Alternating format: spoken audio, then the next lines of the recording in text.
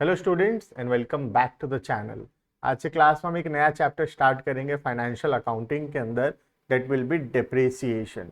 Depreciation एक बहुत ही important chapter है जिसके अंदर कुछ बेसिक थियोरी क्वेश्चंस हैं और उसके बाद एक प्रैक्टिकल चैप्टर है जो कि अगर हम अच्छे से ध्यान से पढ़ेंगे स्टार्टिंग से तो बहुत मजा आएगा हमको चैप्टर को पढ़ने में। ठीक है, सबसे पहले डिस्कशन करते हैं कि डेप्रिसिएशन क्या होता है। What do you mean by the word depreciation? Depreciation basically means fall in the value of the fixed asset. आज हम कोई भी फिक्स्ड एसेट खरीदते हैं, जैसे कि एक फर्नीचर हो गया, एक मशीनरी हो गया, या कोई कंप्यूटर हो गया, लैपटॉप्स हो गया, फोन हो गया, स्कूटी, बाइक, कार, जो कुछ भी हम आज खरीद रहे हैं वो सबका वैल्यू जो है जैसे जैसे हम उसको यूज कर रहे हैं वो पुराना होता जा रहा है, और जैसे जैसे वो पुराना हो रहा है उसका वैल्यू जो है वो डिक्रीज होता जा रहा है। तो ये जो फिक्स्ड एसेट का वैल्यू डिक्रीज होता है due to wear and tear, due to use, ये सबको बोला जाता है, ये वैल्यू कम होने को बोला जाता है डेप्रिसिएशन। तो depreciation basically means fall in the value of the fixed asset. हम उसका अकाउंटिंग कैसे करेंगे हम उसको समझेंगे। डेप्रिसिएशन रिकॉर्ड करना बहुत ही एसेंशियल है, क्योंकि अगर हम डेप्रिसिएशन रिकॉर्ड नहीं करेंगे तो हमको करेक्ट प्रॉफिट या लॉस नहीं पता चलेगा बिजनेस का। दूसरा, हमारे बिजनेस का जो फाइनेंशियल पोजीशन है, आज हमारा क्या स्थिति है, वो हम करेक्टली नहीं दिखा पाएंगे अगर हम डेप्रिसिएशन को रिकॉर्ड नहीं करेंगे। तो इस वजह से सही प्रॉफिट या लॉस निकालने के लिए एंड हमारे बिजनेस का फाइनेंशियल पोजीशन को सही दिखाने के लिए we have to calculate and record depreciation.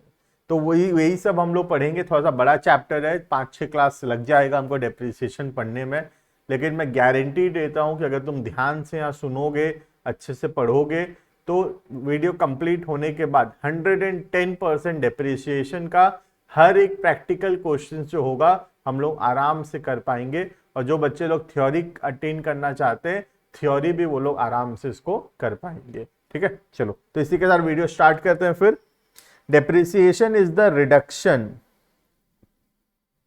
In the value of the asset due to wear and tear. Wear and tear मतलब यूज कर करके पुराना होना, और विद इफ्लक्स ऑफ टाइम।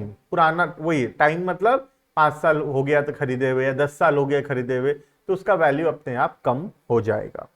और ड्यू टू ऑब्सोलेंस। ऑब्सोलेंस का मतलब होता है जब एक नया टेक्नोलॉजी आता है मार्केट में तो पुराना टेक्नोलॉजी जो है आउटडेटेड हो जाता है। जैसे 3G जो है, 3G आउटडेटेड हो गया 4G के आने के बाद से, वैसे ही 4G आउटडेटेड हो जाएगा जब 5G या 6G आ जाएगा। तो कोई भी नया टेक्नोलॉजी आने से पुराने टेक्नोलॉजी के सामान का वैल्यू कम हो जाता है, उसको भी हम बोलते हैं एक प्रकार से ऑब्सोलेंस। जैसे आईफोन 14 लॉन्च हो भी गया, जैसे आईफोन 14 लॉन्च हुआ तो 13 का वैल्यू गिर जाता है थोड़ा सा, 12 का वैल्यू थोड़ा और गिर जाता है, आईफोन 10, 11 और गिर जाता है। तो बेसिकली ऑब्सोलेंस मीन्स एक न्यू टेक्नोलॉजी आने से पुराने टेक्नोलॉजीज का वैल्यू कम होना।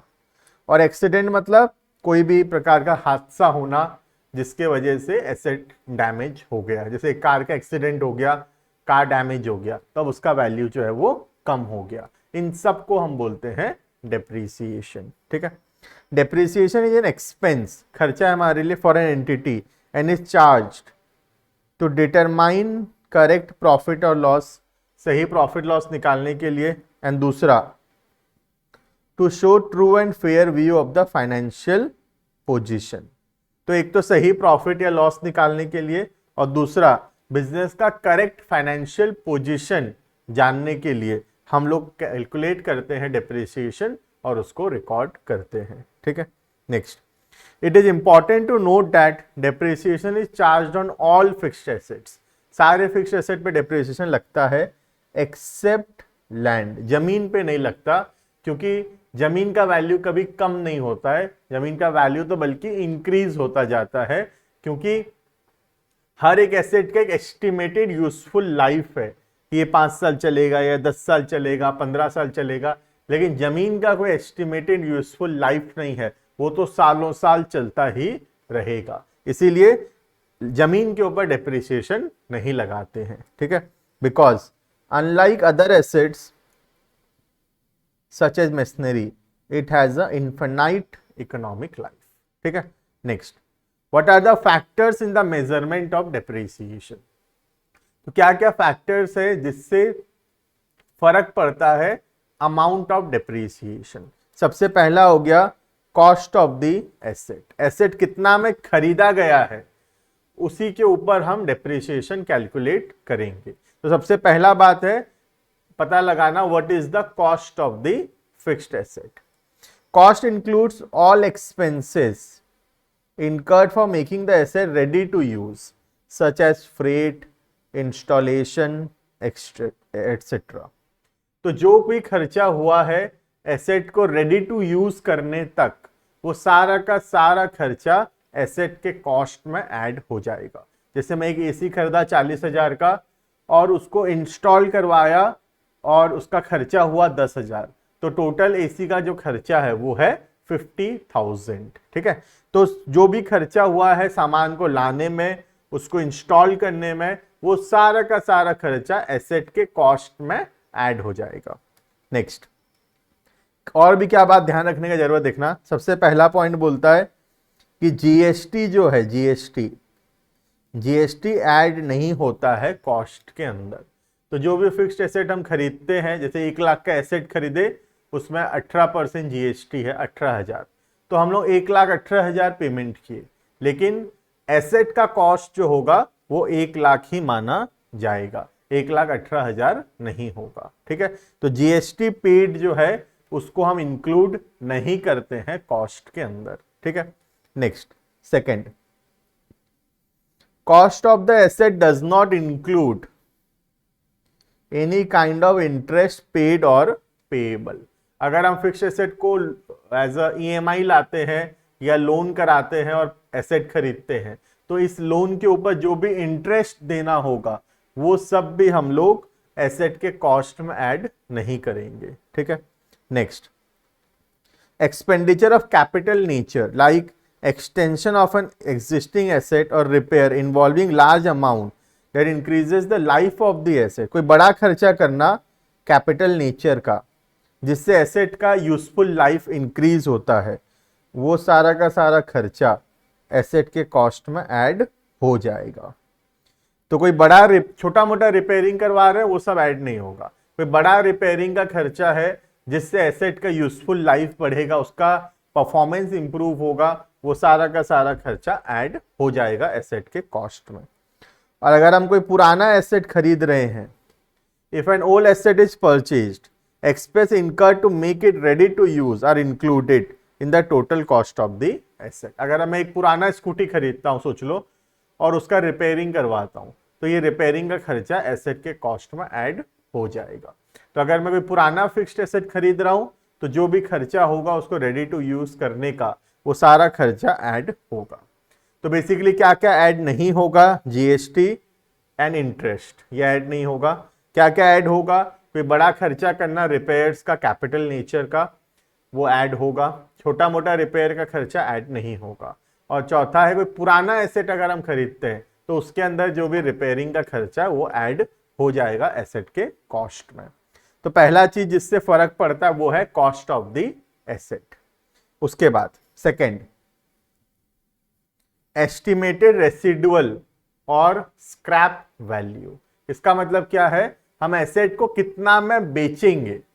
आज जैसे हम 5 साल एसेट को यूज कर लिए, 5 साल बाद हम एसेट को कितना में सेल करेंगे, उसको बोलते हैं रेसिडुअल और स्क्रैप वैल्यू। मतलब एसेट की यूजफुल लाइफ कंप्लीट होने के बाद, जैसे एक मोबाइल फोन है, मैं 1 लाख में खरीदा, 5 साल यूज करूंगा, 5 साल बाद कितना में बिकेगा वो, उसको बोलते हैं एस्टिमेटेड रेसिडुअल वैल्यू या एस्टिमेटेड स्क्रैप वैल्यू। सर वो अभी से कैसे पता चलेगा, तो वो भी बिल्कुल सही बात है, अभी से एग्जैक्ट तो नहीं पता चलेगा ना कि 5 साल बाद कितना में सेल होगा।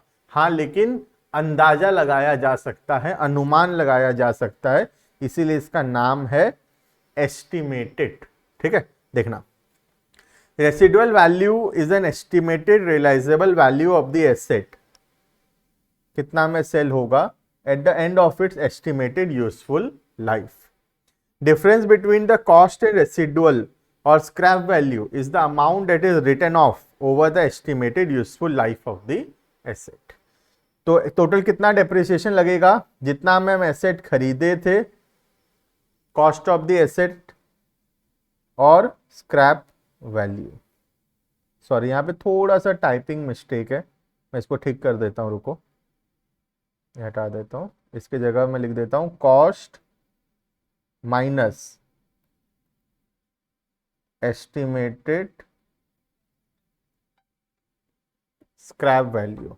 ठीक है, तो कितना डेप्रिसिएशन लगेगा टोटल, कितना में हम एसेट खरीदे हैं, माइनस उसका एस्टिमेटेड स्क्रैप वैल्यू. जैसे हम 1 लाख में एसेट खरीदे और उसको 5 साल बाद हम लोग 20,000 में बेचेंगे, तो टोटल जो डेप्रिसिएशन हुआ 5 साल का 80,000 हुआ. 1 लाख में खरीदे थे, 5 साल बाद 20,000 में बेचेंगे, तो डेप्रिसिएशन हुआ 80,000. यही होता है amount to be written off. Total कितना डेप्रिसिएशन लगेगा, दैट इज 80,000. 1 लाख का कॉस्ट माइनस स्क्रैप वैल्यू 20,000. ठीक है. थर्ड, यूजफुल और economic life of the asset. इसका मतलब है कि कितना साल तक एसेट को हम यूज करेंगे. ये भी अगेन अभी बताना बहुत मुश्किल होता है, लेकिन ये भी हम अनुमान लगाते हैं कि हम एसेट को कितना दिन तक यूज करेंगे. जैसे मोबाइल फोन खरीदा, तो मोबाइल फोन में कितना दिन तक यूज करूंगा एग्जैक्टली बताना मुश्किल है, लेकिन मैं अनुमान लगा सकता हूं. मैं बोल सकता हूं कि मैं 5 साल तक यूज करूंगा. ठीक है. तो useful life of the asset means the period for which the asset is estimated to be productively used. ठीक है. एंड लास्ट होता है लीगल प्रोविजन. बहुत सारा लॉ है इंडिया के अंदर, company law, income tax act, उसके अंदर बहुत सारे एसेट्स का रेट ऑफ डेप्रिसिएशन दिया हुआ है, तो हमको वो भी ध्यान में रखना चाहिए. Law such as company law, income tax act prescribes the method and rate of charging depreciation. While determining the amount of depreciation, legal provision are kept in mind. ठीक है. तो 4 बात ध्यान देने का जरूरत है. सबसे पहला cost of the asset, second estimated scrap value, तीसरा एस्टिमेटेड यूजफुल लाइफ, और चौथा हो गया लीगल प्रोविजंस. ठीक है. This is all about what is depreciation and what are the factors that affect depreciation. ठीक है. नेक्स्ट क्लास में हम लोग डेप्रिसिएशन का प्रैक्टिकल क्वेश्चंस जो होगा वो हम लोग शुरू करेंगे. ठीक है. वीडियो अच्छा लगा तो लाइक करना, शेयर करना, चैनल को सब्सक्राइब करना. मिलते हैं नेक्स्ट वीडियो के अंदर. तब तक के लिए thank you and good bye.